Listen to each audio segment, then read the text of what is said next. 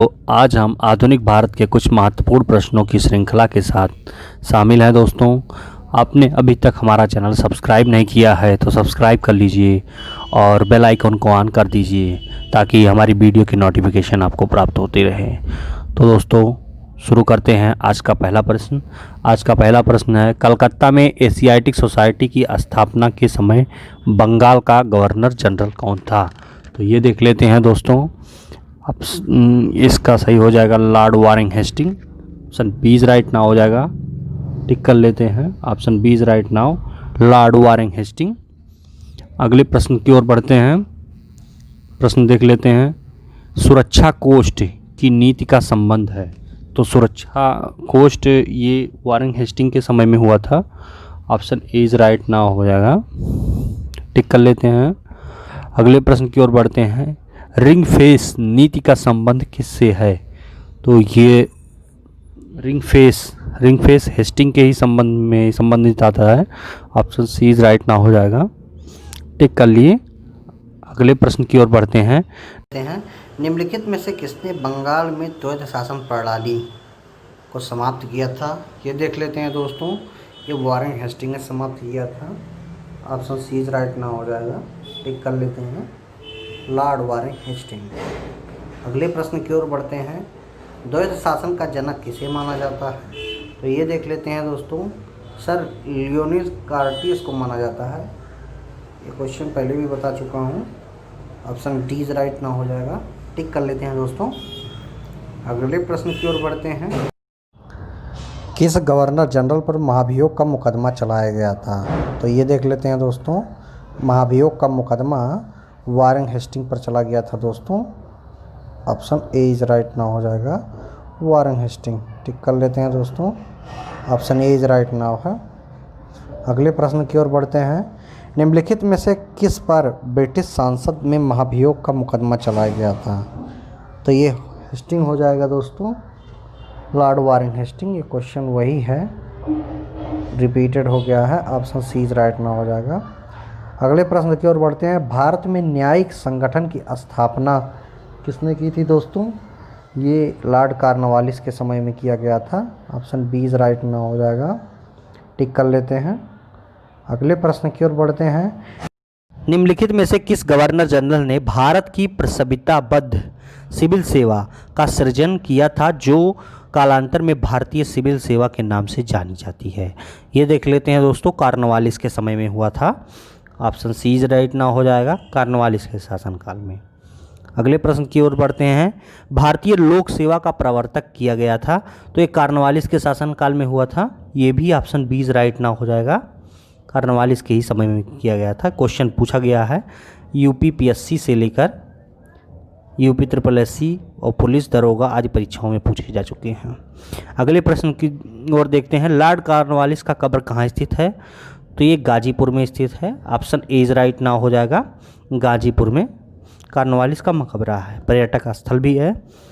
अगले प्रश्न की ओर देखते हैं, 1802 में वसीन की संधि पर हस्ताक्षर किसके मध्य हुआ था? ये क्वेश्चन भी इम्पॉर्टेंट है दोस्तों। ये वसीन की संधि, ऑप्शन बी इज राइट ना हो जाएगा, अंग्रेज और बाजीराव द्वितीय के बीच में हुआ था। अगले प्रश्न की ओर देख लेते हैं, लॉर्ड वेल्जली द्वारा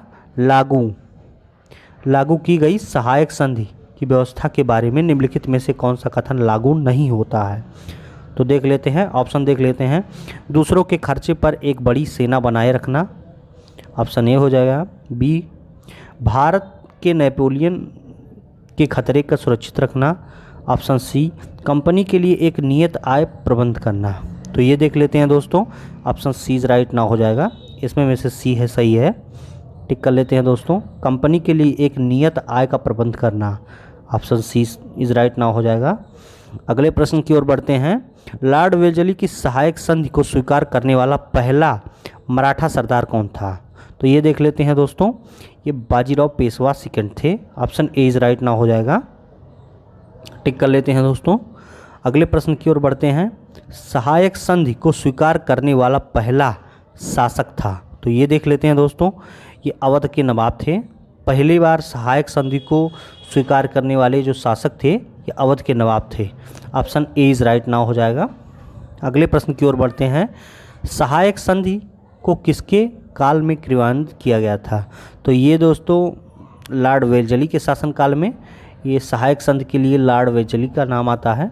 ऑप्शन बी राइट ना हो जाएगा, टिक कर लिए। अगले प्रश्न की ओर बढ़ते हैं।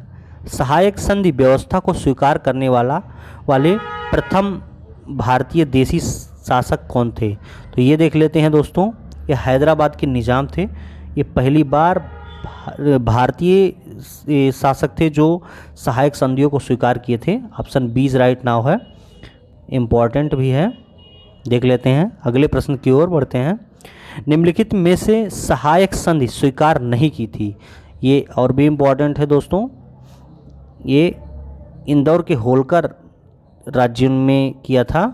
ऑप्शन बी राइट नाउ है, इंदौर के होलकर ने ये सहायक संधियों को स्वीकार नहीं किया था। अगले प्रश्न की ओर देख लेते हैं। निम्नलिखित पर विचार कीजिए जिन्होंने लॉर्ड वेलजली के साथ सहायक संधि की थी और उनके द्वारा किए गए संधियों का सही कालानुक्रम नीचे दिए गए कोड से पता कीजिए। तो ये देख लेते हैं दोस्तों, ये कोड दिया गया है। पहला है हैदराबाद, दूसरा मैसूर, तीसरा अवध, चौथा सिंधिया। ये देख लेते हैं दोस्तों, इसमें कौन सही हो जाएगा? ये देख लेते हैं, ये पहला, दूसरा, तीसरा, चौथा, ये ऑप्शन ए इज राइट ना हो जाएगा, टिक कर लेते हैं। अगले प्रश्न की ओर बढ़ते हैं। ये हो जा अगले प्रश्न की ओर बढ़ते हैं। भारतीय राज्यों पर अंग्रेजी प्रभुत्व स्थापित करने के लिए किसने शासन में सहायक संधि प्रणाली का सूत्रपात किया था? ये देख लेते हैं दोस्तों, ये वेलजली ने किया था। ऑप्शन बी राइट ना हो जाएगा, लॉर्ड वेलजली ने, टिक कर लेते हैं दोस्तों। अगले प्रश्न की ओर बढ़ते हैं। ईस्ट इंडिया कंपनी का राजपूत राज्यों में सहायक संधि करने का मुख्य उद्देश्य था। तो ये देख लेते हैं दोस्तों, इसमें देख लेते हैं कौन सा सही है। अंग्रेजों की प्रभुत्व को स्थापित करना, ऑप्शन डी राइट ना हो जाएगा। अंग्रेजों की प्रभुत्व स्थापित करना, इनके यानी शासन स्थापित करने मुख्य कार्य था दोस्तों। अगले प्रश्न देख लेते हैं। सहायक संधि का मुख्य उद्देश्य अंग्रेजों की प्रभुत्व को स्थापित करना ही था। अगले प्रश्न की देख लेते हैं। अगला प्रश्न 112 नंबर देख लेते हैं। निम्नलिखित युग्म में से कौन सा सही सुमेलित नहीं है? तो ये देख लेते हैं दोस्तों, सही सुमेलित ये सहायक संधि, option B is right now 1863, ये सही सुमेलित नहीं है दोस्तों। अगले प्रश्न की ओर बढ़ते हैं, टिक कर लेते हैं। अगले प्रश्न की ओर बढ़ते हैं। उस क्षेत्र की पहचान करें जहां यूरोपियों को सर्वोत्तम सोरा और अफीम प्राप्त होता था। ये देख लेते हैं दोस्तों, ये बिहार था। Option A is right now, जहां से अफीम एवं सोरा की होती है और अफीम की खेती की जाती थी। अगले प्रश्न की ओर बढ़ते हैं। अंग्रेजी शासनकाल में भारत में कौन सा क्षेत्र अफीम उत्पादन हेतु प्रसिद्ध था? तो ये देख लेते हैं दोस्तों, ये भी बिहार था, पहले ही बता चुका हूँ, ये बिहार था। यहाँ पे सोरा और अफीम के लिए प्रसिद्ध था। अगले प्रश्न की ओर बढ़ते हैं। निम्नलिखित यूरोपियों में से कौन सा एक स्वतंत्र पूर्व भारत में व्यापारी के रूप में सबसे अंत में आए थे? तो ये फ्रांसीसी थे। ऑप्शन सी राइट ना हो जाएगा, ये व्यापार के रूप में सबसे अंत में आए थे। अगले प्रश्न की ओर बढ़ते हैं। निम्नलिखित में से किन स्थानों पर डचों ने अपनी व्यापारिक अड्डे स्थापित किए थे? तो ये देख लेते हैं दोस्तों, ये नागपट्टनम, चिंसूरा और मछलीपट्टनम। ये देख लेते हैं सूरत, भरूच, आगरा, एक कोचीन, अहमदाबाद और पटना। ये उपरोक्त में से सभी हो जाएगा। इनमें सब जगह स्थापित किए थे ये डचों ने। ऑप्शन ए, बी, सी यानी डी उपरोक्त सभी राइट हो जाएंगे। देख लेते हैं। अगला प्रश्न की ओर बढ़ते हैं। निम्नलिखित पर विचार कीजिए। पहला है मृदा के स्वरूप तथा उपज के गुणों के आधार पर भूमि राजस्व का मूल्यांकन। दूसरा है युद्ध में चलती फिरती तोपों का उपयोग। और तीसरा है तंबाकू और लाल मिर्च की खेती। उपयुक्त में से कौन से अंग्रेजों की भारत की देन थी? तो ये देख लेते हैं दोस्तों, इनमें से कोई नहीं हो जाएगा। ऑप्शन डी राइट ना हो जाएगा, टिक कर लिए।